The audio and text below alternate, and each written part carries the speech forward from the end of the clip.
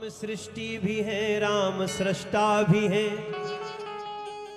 राम के जीवन से कुछ चुरा लीजिए, थोड़ी मर्यादा अपनी बढ़ा लीजिए। फिर बोलिए जय श्री राम। जय श्री राम।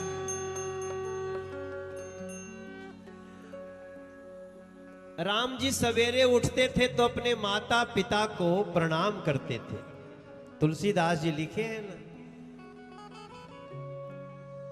कि प्रातः काल उठी के रघुनाथा, मात पिता गुरु ना वही माथा। तो हमनियों के तो ऐसे हो सके नहीं जा। हम जानते हैं आजकल बोल दीजिए कि सवेरे उठ के माता पिता को प्रणाम